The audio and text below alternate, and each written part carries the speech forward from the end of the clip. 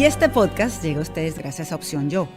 Es el momento de trabajar en ti para realmente lograr esa felicidad que tanto anhelas. Y por supuesto este estudio maravilloso de Gravity. Si les parece, comenzamos. Hola, muy buenos días, buenas tardes, buenas noches, dependiendo del momento del día en el que me estén escuchando. Pero lo cierto es que les quiero dar la bienvenida a este podcast Elijo Ser Feliz. Soy María Alejandra Requena y me encanta que podamos hablar de esta montaña rusa de emociones que es la vida misma. Y aprovecho para comenzar dándole las gracias a todas las personas que se han suscrito a mi canal de YouTube. Si no lo han hecho, aprovechen y háganlo de una vez allí, dándole a donde dice suscribir, y allí entonces se activan esas campanitas, esas alertas para que no se pierdan ningún episodio semana a semana. También por otro lado, si me están escuchando en cualquiera de las plataformas de podcast, gracias por marcar este podcast Elijo Ser Feliz como su favorito, por los reviews, por sus comentarios en cualquiera de las plataformas, ojo, así sea en YouTube o las de podcast. Pues gracias por esos comentarios porque ayudan realmente a que sepamos cómo piensan, qué les parece cada episodio, e inclusive este de hoy lo estoy haciendo gracias a ustedes y les voy a explicar por qué. Primero tengo que dar una gran disculpa, ya lo hice por teléfono, lo hice por mis redes sociales, a mi querida Carla Angola en su momento cuando salió su episodio.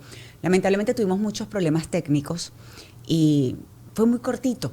Se tuvo que como de verdad editar tanto para que saliera lo mejor posible y había tanto material, tantas cosas buenas, tanto contenido que era importante compartir, que le dije, Carla, yo me muero de la vergüenza contigo, disculpa que haya salido esto, pero ¿tú crees que podamos grabar otro? Y ella, tan bella en su agenda, tan complicada, me dijo, Mariale, por supuesto que sí. Y precisamente fue en sus comentarios que me di cuenta que había que hacerlo. Había que hacerlo porque todos dijeron, me encantó, pero estuvo muy corto. Así que por eso hoy le damos la bienvenida, no solamente a mi amiga, a la periodista, sino a la defensora de derechos humanos, Carla Angola.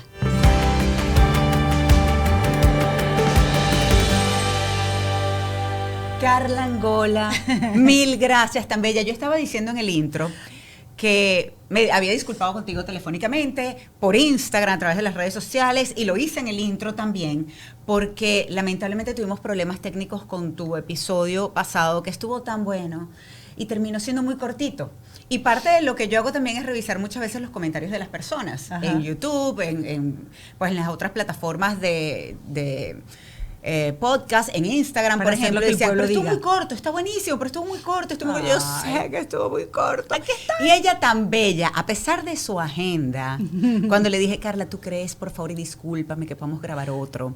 A pesar de lo cansada, para no decir la palabra, la otra. Exacto. Pero es que ni siquiera es esa, es el nivel superior. El nivel superior. Un nivel más allá. Bueno, cansada. Ella está aquí. Así que mil gracias de verdad por tu tiempo, por tu energía, por tu buena vibra. Aquí estoy que me escurro en la silla, me vas a ir poco a poco. De cansancio, me imagino. Sabes que hay mucho más que hablar. Parece mentira, las cosas a veces pasan por algo, pero hay mucho más que hablar después de ese episodio que hicimos. Uh-huh. Y sobre todo porque me encanta en este caso entre esos comentarios de las personas, y por allí quiero comenzar justamente. Okay. Es que a muchos les quedó como resonando el tema de ser mamá. Ay, Dios. Y se identificaban contigo. Ay, qué lindo. Y decían, ¿sabes qué? Yo también he querido ser mamá, pero no he podido. Yo también quería darle un legado a alguien, o sea, que hubiese una trascendencia de mi ser. No por un tema de ego, sino porque, bueno, tú quieres que en el mundo quede algo de ti, por tu paso por el mundo. Porque dicen que la gente se casa, que construimos una pareja y después queremos construir una familia, porque queremos testigos para nuestra propia vida. Porque, bueno, nosotros somos figuras públicas y quizás tenemos un poco más de testigos que un ciudadano de a pie, pero por lo general a ti el interés o el testigo que más te interesa, ese que observa tu vida, es el que está allí en las buenas, en las malas, cuando no estás maquillada, cuando tienes un día en el que te sientes derrotada, cuando sientes que no puedes más, y esa voz de aliento que está allí siempre, seas conocido o no por los demás, es la que realmente importa, es la que realmente cuenta. Entonces, siento que mi esposo es el más maravilloso testigo de mi existencia, pues, porque además la celebra, porque además me empuja, me impulsa a que yo no me quede, digamos, enchinchorrada, como decimos en nuestro país, sino que siga probando nuevas experiencias, siga creciendo, siga avanzando, porque él siente que cuando yo doy esos nuevos pasos, arrastro a mucha gente conmigo, ¿no?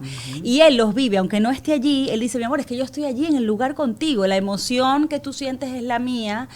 Y los dos, los logros son de ambos. Qué maravilla el apoyo de tu pareja, es mucho, y es Ale mucho. es increíble. Aunque el otro día, porque la verdad es que este año, tú sabes que me pasó algo comiquísimo, porque nosotros pasamos diciembre por lo general en casa de mis suegros, que es en un pueblito a como 2 horas de aquí, 2 horas y media de acá. Y nos encanta estar en el pueblo porque es como nuestro oasis. Y en diciembre, el 31, te imaginarás ese pueblo de puro americano, nosotros como unos locos pegando gritos, sacando las maletas por la calle, ¿no? Muy latinos, muy venezolanos. Exacto. Los venezolanos sacamos las maletas porque eso es como una señal o un pronóstico de que vamos a viajar mucho el año siguiente, ¿no? El año que está comenzando. Al menos es un deseo. Al menos es un deseo, pero la verdad es que mi suegra me decía el otro día, porque este año he estado muchas veces en Washington, he estado en Israel, Oslo, ahora vamos a España, voy a ir a Italia también, todo por este trabajo adicional al periodismo que estoy haciendo como activista de derechos humanos, ¿no? Que es que la faceta en la que me he enamorado de los derechos vamos a humanos. hablarlo porque justamente también estaba en la presentación. Bueno, que chéverísimo. Me encanta esto que estás haciendo. Entonces mi suegra me dice, mi amor, quizás este año la maleta solo vamos a caminar 100 metros. Para que no te no es que vas a dar la vuelta al pueblo. Pues lo tienes que, porque además yo me afano, me lo tomo de verdad como una tarea, una responsabilidad de recorrer. Es decir, yo, bueno, para todo soy así, soy un poco obsesiva con todo. Entonces, si yo voy a sacar la maleta, recorro así 100 tacones, como por lo menos 2 cuadras del pueblo. Y así soy para todo. Pero entonces, claro, mi esposo esta vez, como he viajado tan seguido, y de hecho en mi programa que comencé este año en También, TVB, claro. en TVB Network. Sí. Estuve en tu programa y tú estabas en Washington. Yo sé, por cierto. yo sé que estuviste, bueno, yo no estaba en esa, porque además la suplente, que no es suplente, porque ella es una periodista extraordinaria, que sabes que cuando tienes a alguien de la misma trayectoria ya no es un suplente. No. Ya claro es que alguien no. que Si más es tu bien compañero exalta. de trabajo que, exactamente. Exacto, Que te resalta ayuda y al programa. mantiene la calidad y la exigencia, ¿no? Y ella me decía, bueno, estoy haciendo el programa más que tuyo, ¿verdad? Pero claro, yo desde el lugar en el que esté envío muchas entrevistas de muchos niveles. Ha sido fascinante porque el programa se ha convertido en un programa muy internacional, ¿no? Pero entonces, como he viajado de manera tan continua, mi esposo me decía esta vez, porque yo le dije, me tengo que quedar en España ahora como 2 semanas. Y bueno, voy a aprovechar un día para ver a mi hermano. Entonces me dice, ¿y ya no me quieres ver? Ay, chica. Y yo, mi cielo, claro que te quiero ver. Por favor, estaba como tu suegra, no camines mucho con la maleta. No camines mucho con la maleta, pero es la primera vez que me lo dice porque, claro, ha sido muy seguido y de verdad que quizá también tiene que ver con la edad, ¿no? Ahora me canso más, obvio. Antes tenía el impulso, el espíritu jovial de querer comerme el mundo, y también ahora. Yo siento que después de esa lección, que creo que te lo comentaba en el otro programa, después de haber conocido a ese hombre de 75 años que me decía que él se levantaba de la cama a las 5 de la mañana entusiasmado por el próximo proyecto de vida que iba a iniciar, porque le quedaba menos recorrido por vivir. Sí. Me decía en ese momento, a mis 40 años, hazlo ahora, ¿no? Entonces, claro, yo también, eso siempre está en mi cabeza, siempre está en mi mente. ¿Sabes que estás diciendo esto? Y disculpa, Carla, pero es que me encantó algo que escuché en estos días de una señora, jueza, que quiero traerla al podcast también, española, retirada, ya una jueza, imagínate, por muchísimos años se retiró, y ella decidió que se iba de mochilera a recorrer el mundo. Y en una entrevista, cuando le preguntaron cuántos años tienes, ella dice, debo tener como unos 10 o 15 años. Y claro, el que le está entrevistando le dice, ¿cómo que 10 o 15 años? Una señora, sí, evidentemente, y le dice, lo que me queda debe ser como unos 10 o 15 años. Eso, porque ahora esos fueron los vividos. Wow. Ahora es lo que me queda por vivir. Me recordó lo que acabas de comentar, eso bueno, justamente. Yo debo tener como unos 40 años. Ay, Dios me escuche.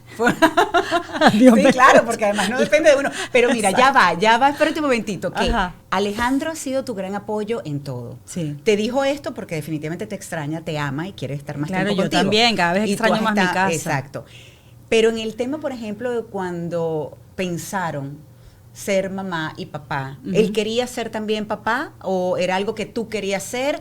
¿Era algo que tú soñabas desde pequeña o no? Sabes que no. Y yo lo he pensado mucho en este tiempo, porque claro, cuando ya pasa la crisis y tú sientes que estás más lejos de conseguirlo o que quizás ya no es tan posible, entonces empiezas como a ponderar un poco la circunstancia, valoras lo que tienes ahora, que yo siempre lo he hecho, la verdad, soy súper agradecida.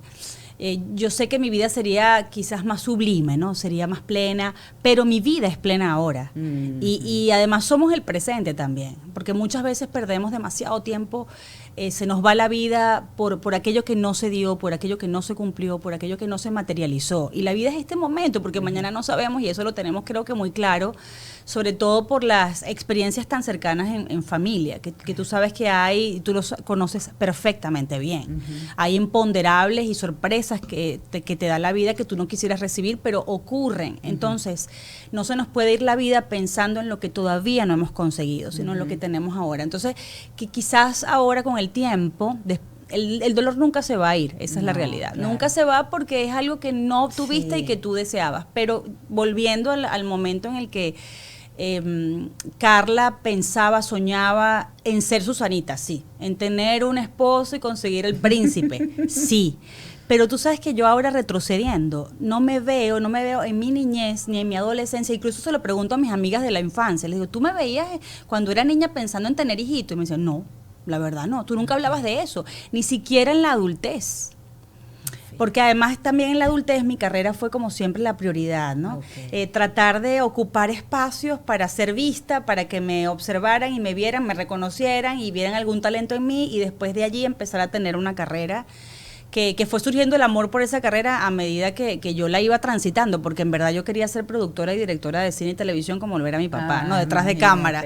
Y entré como pasante en Globovisión, me enamoré del periodismo y dije, esto es, entonces a ver, ¿qué voy a hacer con estos rulos? ¿Qué voy a hacer con esta cara ¿Con rulos? Llena de acné?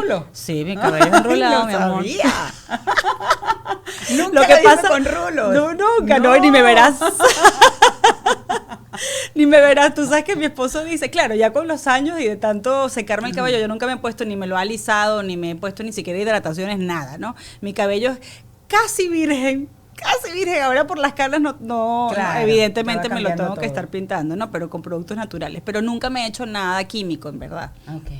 Es decir, que, claro, con los años como me lo he secado tanto secado y tanta plancha, pues ya el rulo no es el mismo, claro, ¿no? Entonces, pero en vacaciones sí lo dejo salvaje y lo dejo ser, porque además el invierno es divino. Nosotros por lo general siempre viajamos en invierno. Entonces el invierno te alisa el cabello, te alisa la fibra y es una maravilla. Sí, pero estabas hablando de lo de estaba hablando de lo de Globovisión. Y con el tema de mamá, es decir, te enfocaste mucho en tu carrera y quizás si eras mamá, pues maravilloso, pero tampoco te quitaba el sueño.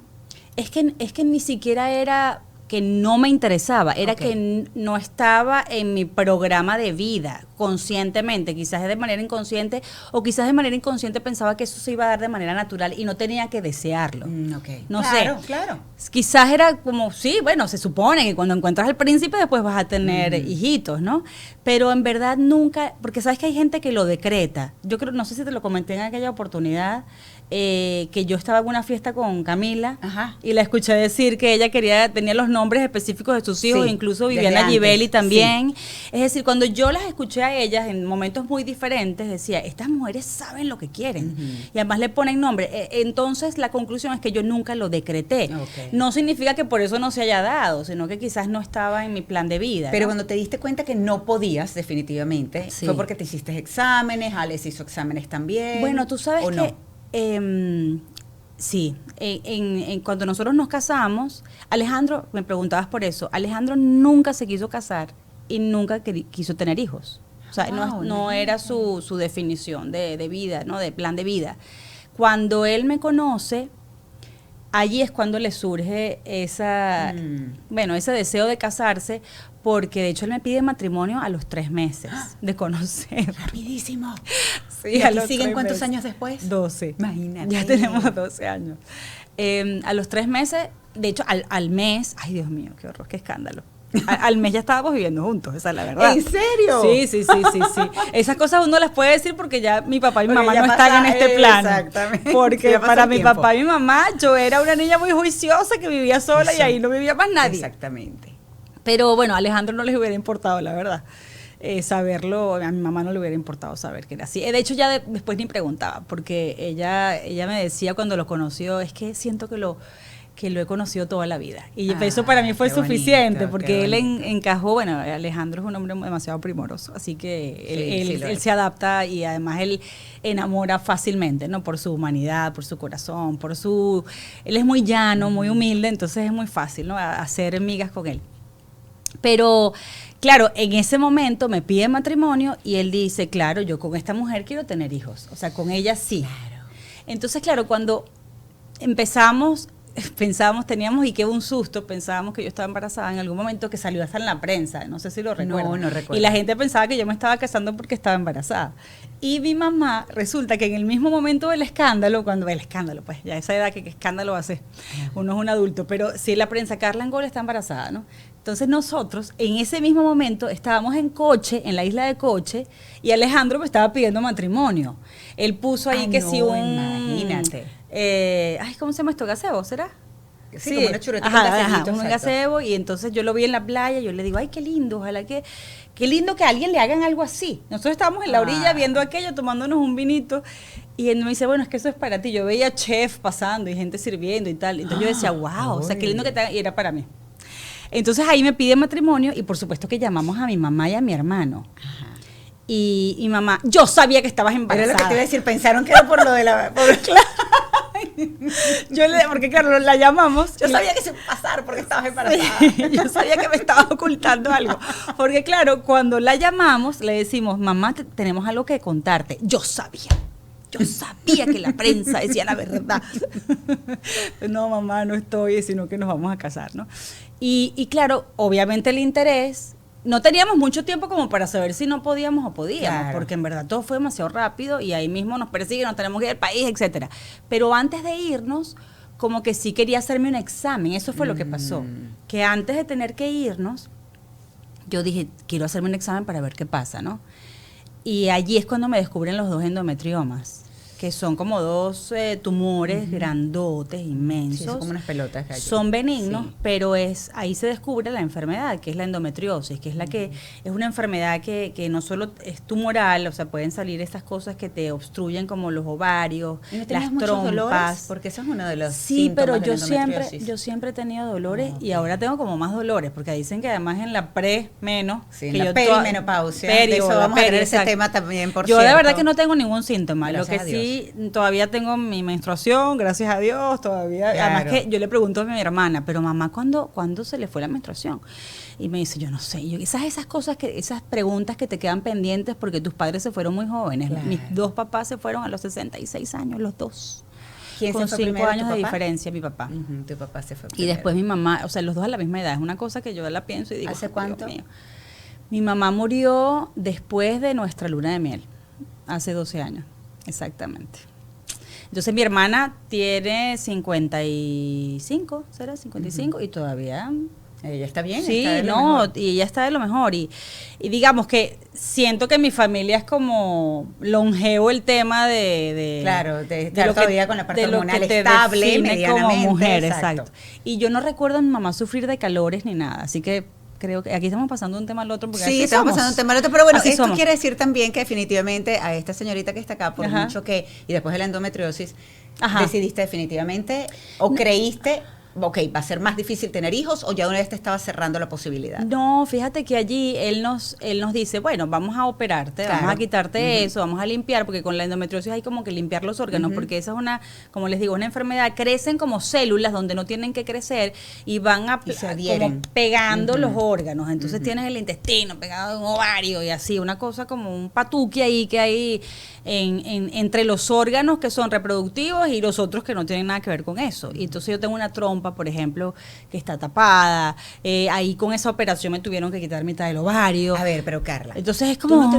no te hacías exámenes regulares anualmente? Sí, claro. Con ecos y pero todo. nadie con ecos y todo, ¿y nunca se dieron cuenta? No, nadie se dio cuenta. De hecho, Fíjate. otro ginecólogo, cuando me hizo el eco, yo prefiero ir al médico a que me diga que no tengo nada. Claro. O sea, yo voy al médico a que me diga que yo no tengo nada. Exactamente. Pero yo siempre voy al médico. O sea, Sí, a mí me sí. duele la punta de la nariz, yo voy a ir al médico para que me diga. Porque además yo no soy hipocondríaca en el sentido de que quiero enfermarme. ¿Sabes que hay gente que se quiere enfermar? Y hay gente Pero que yo no, tiene yo voy a que me terror. diga que no tengo nada. No, y que le tiene yo terror prefiero a ir saber. al médico, Claro. porque es más, en estos días cuando yo puse algo de un examen de la mamografía que me había hecho, que la hago anualmente, me parece que es lo que debemos hacer porque tenemos que prevenir, y hubo alguien que me puso, el que busca encuentra. No. Pues igual si pasa algo, El a lo que mejor te busca lo muy encuentra a tarde. tiempo. Ujú, exactamente. El que busca lo encuentra a tiempo y Dios nos va a proteger, nos va a sanar Amén, y que así vamos a tener sea. salud Y perfecta. vamos a estar saludables. En el nombre Pero de Dios. te tuviste que operar. Ajá, me tuve que operar y en ese momento era el momento de la persecución. A mi esposo y a mi suegro. Entonces, claro, yo sabía que me tenía que operar, pero nos tuvimos que ir. Y yo como quería volver para recoger mis cosas, yo dije, mi ropa interior la recojo yo, nadie va a entrar ahí a saquearme mis cuestiones íntimas, pues, y además mis recuerdos y eso. Entonces, mi esposo se va, mi suegro se va y yo regreso. Yo regreso y digo, no, Ok, yo pero voy a recoger Carla, mi casa. ya va, esto Ajá. vamos a poner en contexto aquí para Ok. las personas que no saben, que nos Ok. están viendo quizás de otros países Ujú. o de otras nacionalidades. Ok. Carla es una periodista muy reconocida, les comentaba, por ejemplo, en el intro, pero que lamentablemente tuvo que salir huyendo de su país, de Venezuela, Sí. porque no solamente tú, sino tu esposo, tu suegro, lo estabas comentando, fueron Ujú. perseguidos. Exacto. Él salió antes. Sí. Tú te arriesgaste a devolver entonces a ir a tu casa. Yo me voy con nuevamente. él, yo me voy con él. Pero claro, pero te devuelves y te Claro, arriesgas. nos vamos a Panamá, pero es que yo decía, obviamente este tipo de sistemas, para no entrar mucho en ese tema, ¿no? Pero este tipo de sistemas, cuando sabe que una persona que define como objetivo, como, digamos, como... Le voy a poner esto un poquitito pónmelo, más para pónmelo. que Ahí te estoy, escuches mejor. Me escucho mejor. Cuando ellos definen a alguien como enemigo, obviamente a esa persona la quieren perseguir, pero cuando es una persona conocida, entonces quizás quieren prevenir el escándalo. Entonces, ¿qué hacen? Van por la familia. Que eso se llama el Sippenhaft Pattern, que es el patrón Sippenhaft, que es el mismo que utilizaban los nazis para, digamos, perseguir y generar miedo. Y entonces, aunque En tú Cuba solo también. tengas una relación con la persona, si seas el taxista de la persona que estaba llevando a alguien, trasladándolo, que no tienes nada que ver con ese supuesto o presunto enemigo, lo encarcelan también. O por ejemplo, tantas cosas como han hecho que van por el papá cuando la persona huyó del país, o la mamá que se regresó a ver a su hijo y terminó encarcelada, ese tipo de esquema, ¿no? Entonces, claro, no era yo el objetivo tan directo, sino mi suegro, mi esposo, que van por lo que más te duele, pues, obviamente. Es que, claro, porque eso genera miedo en ti y de esa manera te Exacto. callan. Exactamente. Y eso ha pasado y sigue pasando muchísimo. Es un sistema que funciona, obviamente, ¿no? Sí. Porque tú temes ya no por ti, sino por la persona que más amas. Entonces, obviamente, no quieres que le hagan daño y sucumbes y cedes y de alguna manera eso te limitan, pues, ¿no? ¿Pensaste a la en hora de hacerlo en denunciar. algún momento? No, No. de verdad que no. De hecho, por eso me fui para no tener que hacer eso, Ok. para no tener que callarme. Pero se tuvieron que ir ellos también. Claro, no solamente claro, los tu tres. esposo, que era lógico, sino toda tu la suegra familia, también. toda mi Exacto, familia se tuvo familia. que ir, toda mi familia, directa, pues, toda mi familia directa. Y con los otros no hablo para no arriesgar a nadie, pues ya no hay relación, bueno, con algunos parientes, pues digamos, ¿no? Y yo lo prefiero así también. ¿Por qué, a pesar de todo esto que podía pasar, más allá de tu ropa interior, Carla, decides realmente arriesgarte a ir a buscarlo? Bueno, devolverte a tu porque casa? fíjate que hay también un poco el tema de la dignidad. En el peligro también debemos tener dignidad. Y me daba más temor, porque igual, al final igual mi casa está allí, mis cosas siguen allí pudriéndose, llenas de moho.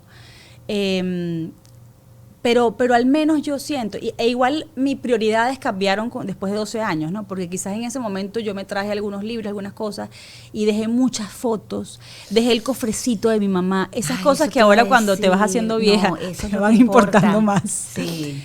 y me faltaron muchas cosas, me traje unos anillos de mi mamá, esas prendas que yo sabía que ella usaba mucho y que son evidentemente muy especiales para mí, pero por ejemplo, las fotos, todas las fotos, yo me hubiera traído un container de fotos y eso no lo hice. Y te voy a decir una cosa, eso es tan bonito tener esas fotos. Mi hija, que tiene 18 años y vive en esta era digital, ella disfruta horror, ella saca todos los álbumes que yo tengo, que por cierto tengo que imprimir un pocotón de fotos, que eso ya uno no lo hace. No.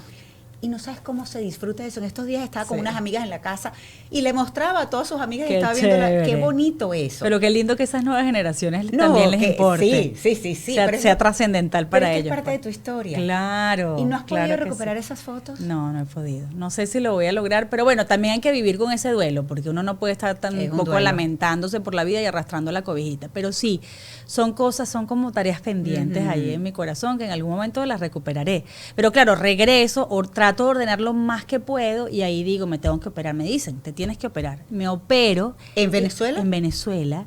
Y la operación salió como un poco mal.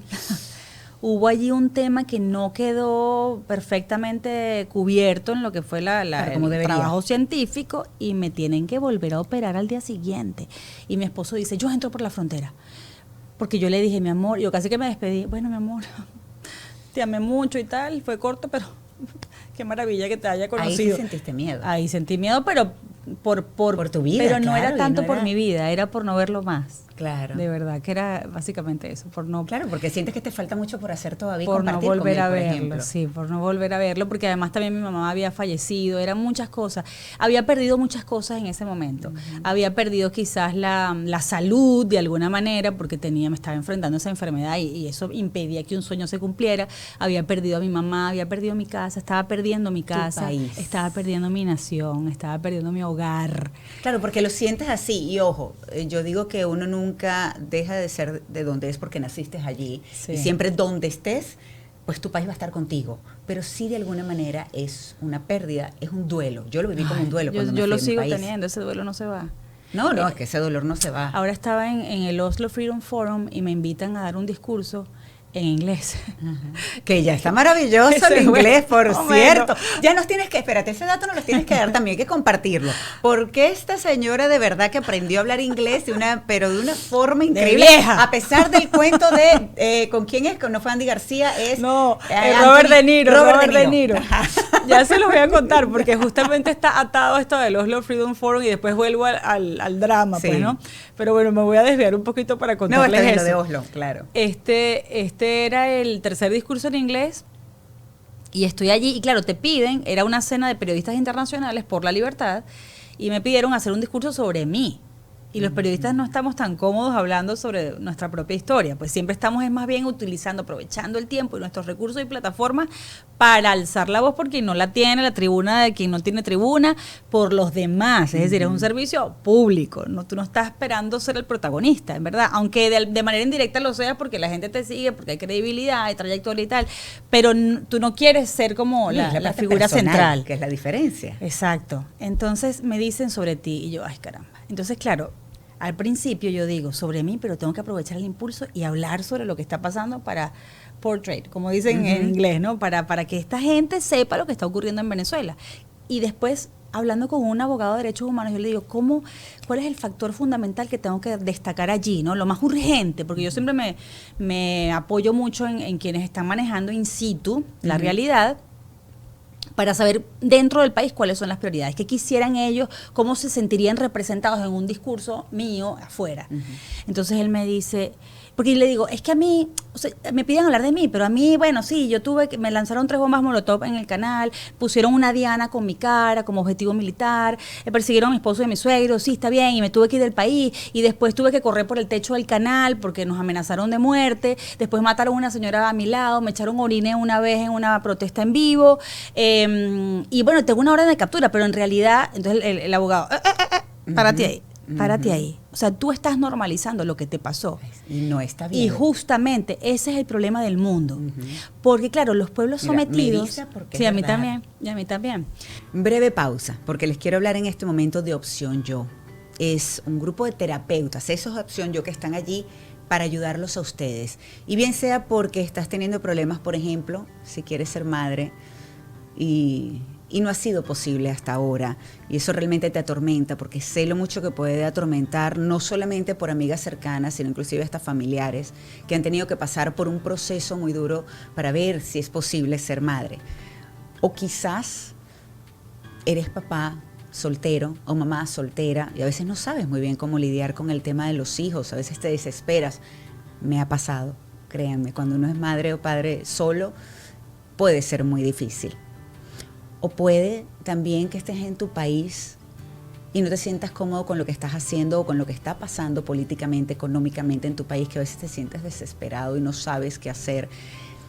A mí personalmente me ha ayudado mucho la terapia para drenar, para hablar, para compartir todo eso que tengo aquí adentro.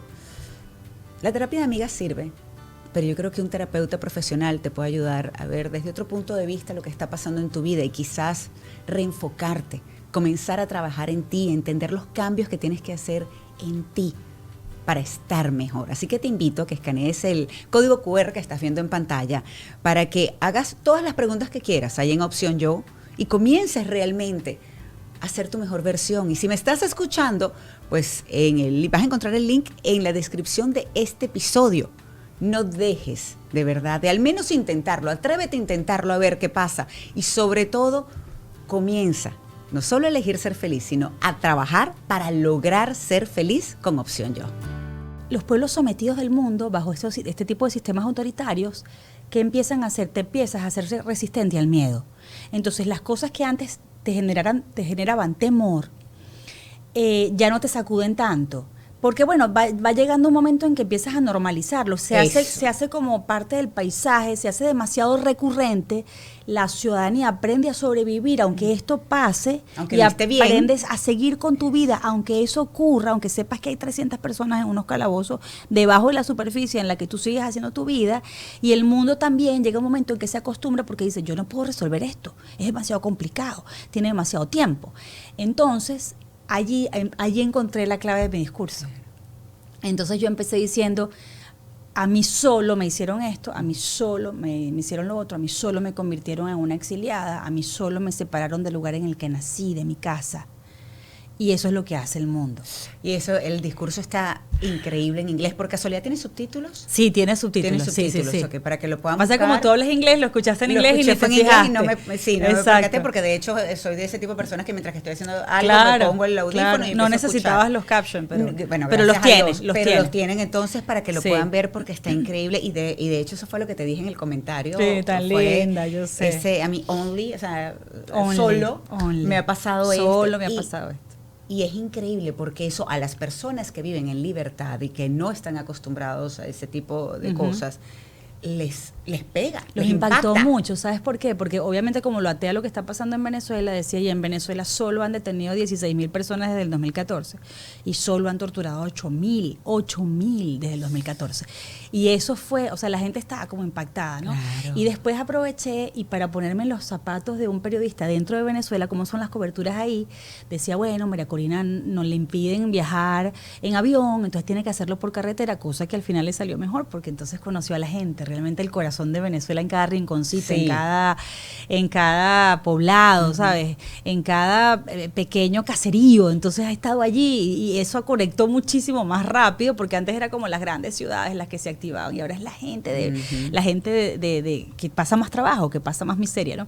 Entonces, claro, decía que, por ejemplo, el periodista tiene que hacer lo mismo, perseguirla a ella, de repente como trancan la avenida, si tienen que montar en un jogout canoe, decía, en una canoa, en una curiara, sí, para cruzar 2 ríos, agarrar una cuerda y subir hasta el monte donde vuelve a estar la ciudad y la autopista, y después el periodista tiene que subirse una mata de mango porque la gente que pone el sonido le da miedo, entonces no les prestan el sonido, no les dan tarima tampoco porque también los pueden perseguir, entonces todo es así como a la intemperie y de viva voz, sin megáfono a veces. Entonces el periodista, y esto pasó realmente, el periodista se montó en una mata de mango, estiró el brazo con su micrófono y con la cámara ahí tratando de captar el sonido de María Corina.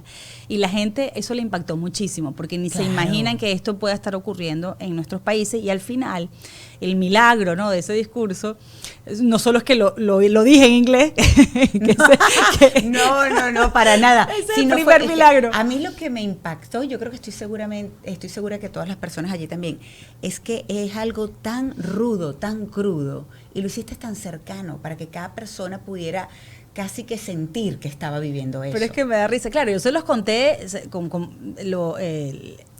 el delivery fue como un cuento. Exactamente. Entonces, claro, como a mí me emociona esos pequeños logros de mi gente, porque dime tú la creatividad para en un momento de crisis, de opresión, la gente se reinventa, y como el venezolano, que tú pensabas Sí. que era antipolítica, que no se interesaba en la política y que además querían una solución drástica, rápida. No, la gente quiere desde el amor pelear por la libertad con el mismo amor, y entonces entiende que sin libertad no hay comida. Esas lecciones maravillosas que ha dado el país. Y además también, obviamente, lecciones apasionantes sobre resiliencia, sobre empinarse por encima de la circunstancia y salir el airoso. crecimiento postraumático. Y que han convertirse buscado en tratar de héroes. salir a pesar de... Pero fíjate que no de lo hacen crecer como desde personas. desde la revancha ni desde el odio, sino más bien desde la devoción que sienten por Pero- reganar sus derechos. Pero ¿no? ¿sabes qué? Es algo que ha pasado en los últimos años, Carla. Sí. Porque hubo mucho tiempo que hubo una polarización, un odio, un resentimiento terrible. Y eso fue algo que yo sentí cuando volví a mi país después de casi 9 años.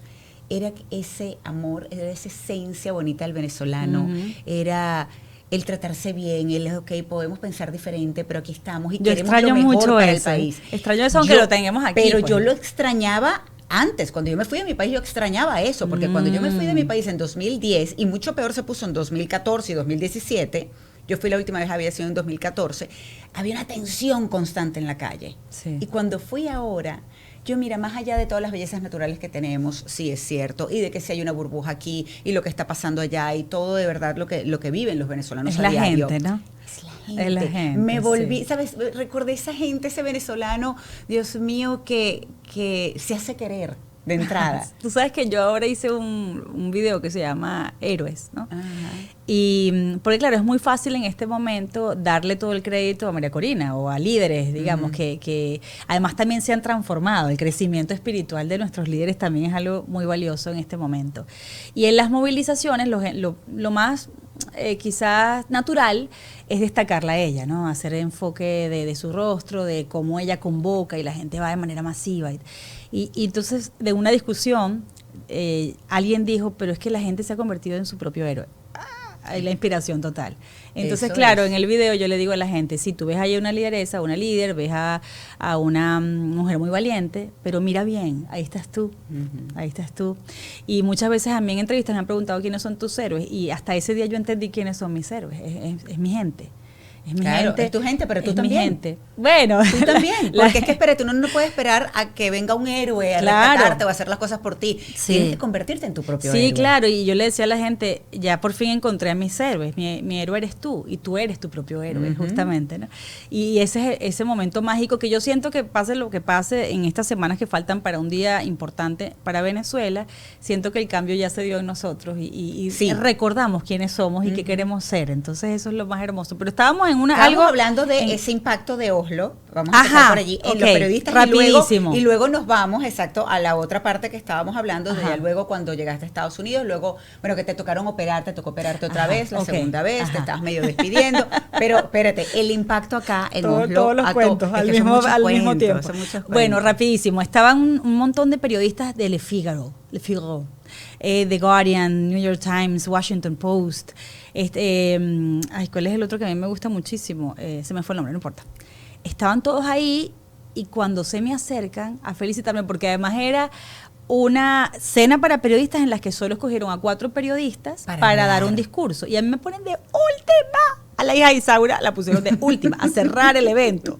A la más asustada de todos, porque los otros hablan inglés desde que nacieron. Ajá. Y yo, bueno, ahí. Entre dar el mensaje correcto y entre pronunciarlo de la manera correcta también para hacerme entender. Bueno, total que me toca cerrar y además que primero la cena y yo no podía ni comer, esperando ya que llegue rápido que el momento, ya quiero salir de esto.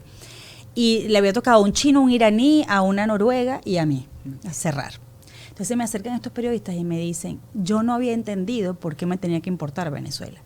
Y me siento culpable por haber normalizado lo que pasa allí. Gracias por hacerme ver la urgencia de lo que pasa en tu país, porque además está tan cerca. Ellos saben que se están ocupando, obviamente estamos compitiendo con muchas cosas, con el conflicto israelí-gazatí, claro, Ucrania, Rusia, hace tanto tiempo. Y es verdad, para esta nación y para esos periodistas, bueno, para los europeos obviamente tienen allí el conflicto de la concentración, incluso en Medio Oriente y Europa, pero para Estados Unidos evidentemente la prioridad deberíamos ser nosotros, y muchos periodistas allí llegaron, como que se les prendió el bombillo y yo dije me siento satisfecha con lo que pasó. Por cosas como ese, por cómo te hace sentir que estás haciendo un trabajo increíble, que estás ayudando, que estás poniendo tu granito, mucho más que un granito de arena. ¿Es que te has enamorado de esto, de los derechos humanos, de defender los derechos humanos? Sí, ya. Tú sabes que yo empecé a trabajar con abogados de derechos humanos, con expresos políticos en Venezuela y con todo su equipo, que tienen organizaciones, fundaciones, incluso una que es con la que más trabajo, que es Realidad Helicoide, que es la que creó este expreso político venezolano. Estuvo muchos meses en el Helicoide y bueno, fue torturado, y al salir él quería escribir un libro. Y lo escribió y lo terminó, y dijo, yo no puedo publicar esto, porque esto no es suficiente. Yo tengo que lograr que la gente viva lo que yo sentí allí, llevarlos allí. Entonces creó una realidad virtual que te lleva, es muy duro, te mete en una cárcel del SEBIN, en un calabozo del SEBIN. Y bueno, con eso hemos recorrido, imagínate, hay un momento, y no les quiero hacer spoiler, pero bueno, una pequeña cosa, hay un momento en el que los presos conviven con insectos, con cucarachas sobre todo, y llega un momento en que las cucarachas a ti se te montan encima. Sí, claro. Entonces, en la experiencia, digo, en la experiencia. En la experiencia, entonces. Sientes como que si te estuvieran montando encima. Es que es de verdad muy real y muy duro, pero es absolutamente necesario porque el nivel de conciencia con el que sales después de eso, puedo contar varias cosas. Un ruso, opositor ruso, decía, es que es la misma cárcel en la que yo estuve. Porque claro, sabes que este tipo de sistemas se copian, ¿no? En todos los patrones del horror. Y, entonces vuelvo al tema de Víctor Navarro. Él escribió el libro, sintió que no era suficiente, crea la realidad virtual para hacértela vivir. Entonces con el tema de las cucarachas empezamos a recorrer, incluso se lo pusimos al presidente de la Corte Penal Internacional. Estábamos en La Haya, allí nos conocimos porque a eso quería llegar. Me invitan unos abogados de derechos humanos y activistas y me dicen, Carla, queremos que nos ayudes a cubrir la Asamblea General de la Corte Penal Internacional, de los países miembros del Estatuto de Roma, ¿no? Y yo, ¿qué? Voy para allá. Yo misma soy. Claro. Yo misma soy, ¿no? Porque además que ya yo sabía que ese tema me interesaba mucho. Claro. Entonces voy, además que sé que en ese tipo de reuniones están todos los embajadores de todos los lugares del mundo y tienes una oportunidad de entrevista privilegiada. Y no iban periodistas. Iba yo como activista de los derechos humanos, que ya me estaba empezando digamos, ya el título empezaba a ser mío. Y ellos me dijeron en esa oportunidad, cuando terminamos de cubrir y la pasión con la que, porque para mí mi trabajo es como Disney. Yo disfruto mucho. Que de hecho en las películas que ves, el canal que ves. Bueno, yo veo Disney, pero de eso lo hablamos ahora un rato. Sí. Pero termina la jornada y me dicen, ¿ya entendiste que eres activista de los derechos humanos? Que no solo eres periodista. Y yo todavía le digo, espérate, soy periodista. Ya. Y ahora ya sí puedo decir con orgullo que me siento activista de los derechos humanos. Y en el caso de las cucarachas, no solo se lo hemos puesto a decision makers, que es los que toman las decisiones en todos los rincones del mundo, congresistas, presidentes, vicepresidentes, todo eso a veces es muy privado y a veces sí lo hacemos público. De hecho, ahorita estuvimos en el Senado y no se lo pusimos a los senadores del Senado de Estados Unidos, no se lo pusimos a los senadores, sino al staff de los senadores, a pasantes, a gente que trabaja con ellos, a los jefes de comunicaciones, porque hay que generar el awareness y el interés desde abajo. La concientización, el awareness, el estar pendiente, el concientizar, alerta a lo que realmente está pasando. Porque son ellos los que nos ayudan a empujar desde abajo. Si a ellos les interesa el tema, entonces es más fácil que todos nos ayuden, nos convertimos en fuerzas desde distintos flancos para que esos tomadores de decisiones puedan ejecutarlas. Es un trabajo muy fuerte, pero muy gratificante. Es súper gratificante. Y allí una de esas personas a quienes le colocamos los lentes de realidad virtual era, no puedo decir quién es, pero era una alta ejecutiva de un partido político en España. Y ella se quita los lentes. Y es una persona que ha luchado mucho por Venezuela, conste. sabe, está consciente de todo lo que ocurre. Y me dijo, las cucarachas somos nosotros. Creo saber quién es, porque justamente creo que hablamos sobre ese tema y dijo que es increíble cómo no se habían dado cuenta. ¿Cómo no hemos hecho más? Exactamente. ¿Cómo no hemos hecho más? Y ya ha hecho muchísimo. Pero igual dijo, ¿cómo es posible? Las cucarachas somos nosotros. Eso para mí fue, yo dije, Dios mío, estamos haciendo el trabajo que hay que hacer. Porque a veces el venezolano siente, y es lo más común que escuchamos, pero es que la Corte Penal Internacional ya sabe lo que pasa. El Congreso de Estados Unidos, Biden, Trump, ya saben lo que pasa. No. Otra cosa es verlo. No, o sentirlo. Además, no es imagínate suficiente. A través de eso, o darse cuenta realmente de ese awareness que estás diciendo. Sí.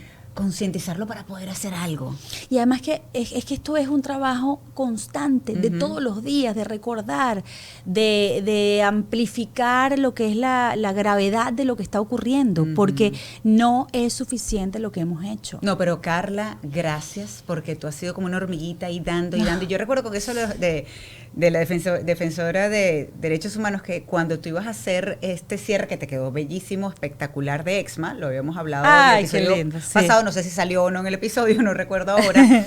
Ella recuerdo que me dice, Mariela, pero es que no sé de qué escribir, no sé de qué hablar, que hablo yo, imagínate, pero es que además, y yo, Carla, tú, o sea, enfócate en los derechos humanos, tú no te has dado cuenta que tú lo que haces es defender los derechos humanos, y lo enfocaste fue en el tema de madre, lo enfoqué de eso, de trascender o no, y por eso entonces ahora nos vamos a, finalmente te haces la segunda operación. Me hago la segunda operación, sale bien, gracias a Dios, pero tuve que pasar el reposo sola en Venezuela.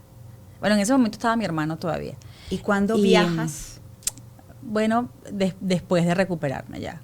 O sea, yo llegué en silla de ruedas a Panamá. Ok. Porque, claro, mi esposo me decía, sí, recupérate, pero no totalmente, recupérate aquí, mejor. Cuando puedas viajar. Sí, cuando llegaron a Panamá primero. Sí. ¿Cuánto tiempo estuvieron allí y luego cuándo se fueron a Estados Unidos? Ya no recuerdo cuánto tiempo estuvimos en Panamá, pero fueron meses. Okay. Y me habían ofrecido incluso un trabajo en un canal de televisión en Panamá.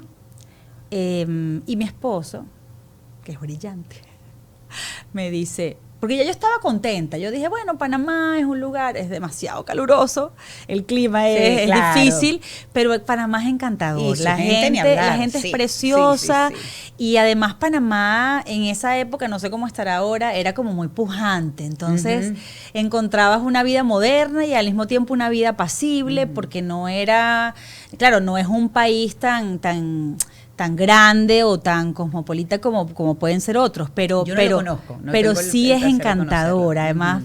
Pero conozco muchos panameños, una de mis grandes amigas es panameña, por ejemplo. Y los panameños son maravillosos, ¿no? Entonces, claro, yo la pasé tan bien, me sentía tan cómoda en Panamá, que ya yo estaba haciendo mi vida en Panamá, más teníamos nuestra casita, una inversión que había hecho mi esposo hacía muchísimos años, tenemos una casita, y ya aquí hago mi vida, yo nunca había vivido en casa, entonces era como todo nuevo, y como yo soy muy entusiasta por las nuevas oportunidades, trato de no deprimirme por lo que quedó atrás, aunque siempre venga conmigo, sino que digo, eres una persona positiva. Soy positiva, entonces abro los brazos a la vida y, ay, Dios mío, me tocó esto, qué maravilla. Entonces le encuentro todo lo positivo a la circunstancia del momento, porque eso también me lo ha enseñado mi esposo. Pero sin embargo fue él el que te dijo, vámonos a Estados Unidos. Estando allí, yo me había como adaptado a esa vida y me dice, pero espérate, ¿qué pasa si nosotros nos va mal en Panamá, no tenemos a dónde ir? Porque no podemos regresar. ¿Qué pasa si damos el brinco completo a Estados Unidos, donde es muy probable, estamos hablando de un continente, porque son 50 países en uno. Exacto. Entonces, allí alguna oportunidad vamos a tener que encontrar. Y me decía, ¿qué pasa si damos el brinco completo y aprovechamos esa plataforma y además quizás allí el techo no hay techo, entonces vas a tener muchísimas más oportunidades, más allá de las que has imaginado y pensado. Vamos a dar el brinco completo y si no nos va bien en Estados Unidos, nos regresamos a Panamá. Y yo le dije, oye, me parece una idea buena.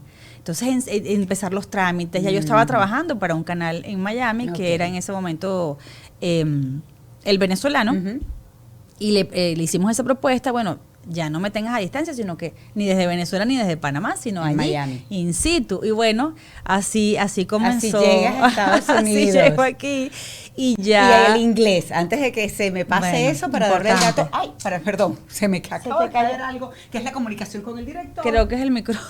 No es el micrófono está aquí. No, el micrófono es estas cosas pasan, estas cosas pasan. Pero estamos en vivo. Me emocioné, pero bueno, el inglés. Mientras que yo me arreglo esto, tú le dices a la gente, esto no se va a cortar. Ajá. Aviso. No lo cortes, porque lo vas a cortar. No vamos a editar absolutamente nada. Así el audio, esto por ejemplo acaba de pasar y haya quedado un desastre, no importa. Son cosas que pasan. Pero en además vivo. que la gente está ahí en la sala de su casa viéndonos y eso... No, exacto. No, Es con tal como- que nos escuchen bien por acá. Todo Bueno, está es bien. como O si cuando nos yo están empecé- escuchando en el carro, lo que sea. Lo que pasa es que bueno, por eso. no, pero es que lo digo porque es tu parte episodio de la anterior vida. sí hubo que cortarlo Yo mucho sé, y este pobrecita. no va a pasar eso decretado. Pero, ajá, el inglés. Déjame pegarme el Esta micrófono. señora ahora da discursos públicamente en inglés. Ay, no, imagínate ¿Cómo lo tú. aprendiste? Bueno, hay varias cosas. Todavía no lo he aprendido porque Ah, claro mientras que sí. más sabes inglés, sientes que sabes menos. Ah, bueno, claro. Y mi profesor me dijo, es que tiene total sentido, Sí. porque como tú quieres hablar inglés como hablas español, entonces nunca jamás vas a estar absolutamente complacido. Ajá, es verdad. Y eso es lo que me pasa. Pero sabes que, uniendo cuentos, ahora me enviaron por Spotify un playlist de Le Club, de Le Club Caracas, ¿no? Y entonces me di cuenta, porque había muchas canciones en inglés de pop y tal, de música te di cuenta techno. que no entendías nada Me antes. di cuenta, esto es lo que decía la canción, qué risa, no, de verdad que qué cómico, como ahí es que entiendes la evolución en el idioma, Sí. ¿no? Entonces, a ver, ¿cuáles son las técnicas que he aplicado? Ya a esta edad. Cuando era pequeña, mi mamá se afanó mucho. Vivíamos en Caracas y yo estaba en un colegio que no era bilingüe ni mucho menos, pero había clases de inglés, muy chévere. Pero mi mamá dijo, es que mi mamá era una galleguita con una ambición y era tan visionaria que nos puso en clases de inglés con Ok. una mujer que era de Irlanda Oh, ok. todas las tardes. Y entonces esa señora me decía, ella me celebraba mucho, ¿no? Me Qué piropeaba mucho y me decía, es que tú hablas inglés tan bonito. Es decir, ya tenías una base. Bueno, pero era una base que yo me di cuenta aquí que no me servía para nada. Claro, cuando me llegas servía aquí, de base. Ajá. Cuando llegas aquí te hablan y tú, Me servía de base, pero de más nada, porque cuando yo empecé, yo con esa base dije, nada, es que yo no tengo que pedir un café, yo tengo que preguntarle al presidente de los Estados Unidos qué va a hacer con Venezuela, es muy diferente. De hecho, yo tengo amigas que hablan inglés muy bien, desde siempre lo han hablado, porque yo no tuve ese privilegio, porque yo era de una familia pues de muy pocos recursos y yo nunca fui a hacer un curso de inglés afuera, en Estados Unidos. Y mis amigas todas sí se iban a Europa, aquí, venían a cursos de verano, eso no lo hice. Y mis amigas que hablan bien, muy bien inglés, o escuchan las noticias en inglés y no entienden muchas cosas. Claro. Porque claro, primero no estás actualizado. Para entender el inglés yo me di cuenta que tenía que estar todavía más actualizada y más preparada. Porque si entiendes, sabes los términos, sabes de qué están hablando, entonces es más fácil comprender y construir allí Exactamente. sentido a lo que están diciendo. Pero, por ejemplo, me pasa mucho que Mike Pompeo, el exsecretario de Estado, él habla, el americano obviamente une palabras, ¿no? Y depende de dónde pensaba- sean, del estado que sea, sí. el acento también influye. Pero él en particular las une demasiado. las une mucho. Y además tiene una cadencia. Me pasa mucho con los neoyorquinos, que, cónchale, el neoyorquino habla como con una papa en la boca, es como más... Y de paso te cortan las con palabras, que es lo mucho que estás eco, te diciendo. recortan las palabras. Y entonces, claro, tienes que acostumbrarte a los acentos, a afinar el oído. Me pasó mucho que entendí que la técnica aquí era no ver nunca más televisión en español. Claro. Entonces, nunca más vi televisión en español. Subtítulos en las películas en En español. inglés. En inglés. En inglés. Claro. Y en ocasiones trato de no ponerlos. Porque hay Ujú. películas que no los tienen y yo digo, perfecto. Porque así. Entonces ahora también, mientras cocino, lavo los platos, escucho las noticias y ya las entiendo. Clases de conversación, ¿las tuviste? Yo tengo, mi profesor dice, es que tú hablarías perfecto inglés si hubieras tenido más tiempo de ver clases durante estos 12 años, 10 años que tengo en Estados Unidos. Pero no tengo tiempo porque tengo que trabajar. Pero sí, cada vez, por ejemplo, que tengo un discurso, siempre me voy con él y me da 4 horas de una vez, Qué bueno. de manera anticipada, para construir entre ambos el discurso y luego ensayarlo, practicarlo. Ahora tengo pendiente una clase porque él me celebra mucho y me dice qué maravilla, cómo has avanzado, pero ajá, hay algunas cositas, asunticos de pronunciación que y toca me ahí encanta. trabajar. Bueno, muchísimo Bueno, es normal, a trabajo todos nos me pasa, queda. a todos. Se nos termina el tiempo ahora sí, porque ya tenemos casi Ay. 50 minutos hablando. Pudiéramos seguir hablando ¿Con mucho qué más. quieres cerrar? Créanme, con Moca. No, Moca. Moquita.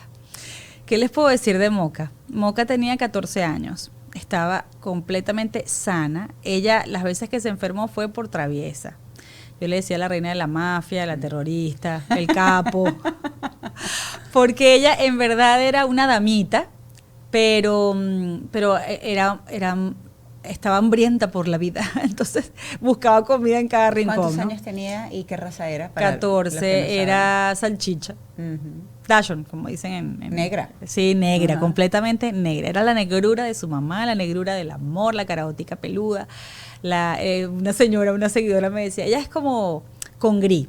Porque cuando empezaron a salirle canitas, carabota con arroz. Era carabota con arroz. Exacto. Mira, esa era la niñita de nuestra casa. Era, de hecho... Era su hija. Nosotros compramos esa casa para ella. Remodelamos el patio para ella. Porque además, como les digo, como era traviesa, en un momento lamió un sapo y se envenenó. Se comió, Camila Canaval me regaló unos brownies exquisitos y ella se montó en la mesa a la que pensábamos que no llegaba y se comió 18 brownies. No. Y sobrevivió. Saben que los perritos no pueden comer chocolate. Veneno, pero además yo le decía indestructible, yo le decía Perrinator. Porque le pasaron tantas cosas y la sobrevivió, pero en esta etapa... ella no tenía cáncer, nada, como les digo, ninguna enfermedad, sino que comió probablemente en esa búsqueda de comida.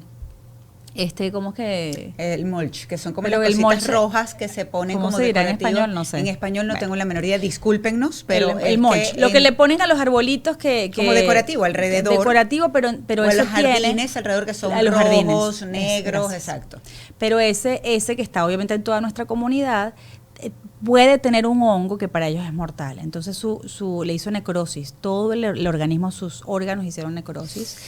Y no nos dimos cuenta hasta que no avanzó esto, porque eso va como poco a poco, claro, acabando con los órganos. Y eso tuvo que haber sido en diciembre, después de diciembre que fue que ella viajó con nosotros, porque esa perrita viajó con nosotros a 40 estados, 3 países, 4 países, porque en ese viaje fuimos a Canadá también. Y todas nuestras mudanzas las vivió con nosotros. Es decir, en nuestro matrimonio siempre ha estado Moca. ¿Cómo fue despedirse de ella?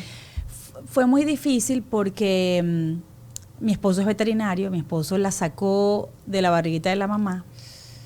Entonces para mí fue demoledor, la verdad. Que hemos aprendido como a vivir con eso por las lecciones que nos dejó Moca. Claro, vivir el duelo. Porque es como el nidito vacío, bonito, ¿no?, que tuvieron. Pero claro, es el nidito vacío. Totalmente. Y lo sentimos mucho, porque me imagino que los papás que tienen sus hijitos cuando se les van a la universidad, eso debe ser devastador. No, y además acá, pero tú sabes que en algún momento a mí me va a pasar, ahora se me van, están los dos fuera. Pero cuando se te va otro miembro de la familia, sí, porque es un miembro de la familia. Claro que sí, claro que sí. Y si sabes que no va a volver, duele. Duele mucho, porque la verdad es que Moca, lo que pasa es que yo lloré muchísimo, lloré mucho y lloré muchas veces por Moca porque en muchos momentos pensábamos que se nos iba a ir. Y llegó un momento, aquí lloré demasiado, estuve como un mes llorando y ahora lo que me da regocijo y me conmueve mucho es que Moca se estaba muriendo, su cuerpo había muerto pero su espíritu no. Entonces ella pedía, nosotros no habíamos entendido la gravedad de lo que le pasaba y ella pedía siempre salir porque a ella le encantaba mucho el viento. Entonces ella pedía salir y con la debilidad y lo flaquita que estaba ya, porque su cuerpo no absorbía nada, evidentemente ya no iba al baño, no comía, claro, no quería comer, pero ella se quedaba así disfrutando del viento. Y entonces esa pasión de Moca por la vida es lo que me queda de ella. La pasión, pero por la vida, de vivir, de disfrutar las pequeñas diminutas cosas de la vida. Increíble cómo puedes aprender esta Claro, de Moca, todo. Moca fue una maestra para mí. Qué bonito. Y por eso es que yo siento tanto amor y devoción por los animalitos, por todo. Soy así como la rescatista de los paticos que se caen en las alcantarillas en la comunidad. Ay, entonces estoy pendiente con la oreja parada. Entonces sí, vamos todos los vecinos, un operativo con una pala, con a rescatar cada patico y celebramos la salida de cada patico. Es la vida, es vida también. Sí, sí. ¿Qué te hace feliz, Carla? A mí, en este momento de la vida. A mí estar contigo aquí. Ay, también, estar contigo también, aquí porque yo aprendí hace mucho tiempo a ser feliz en el ahora.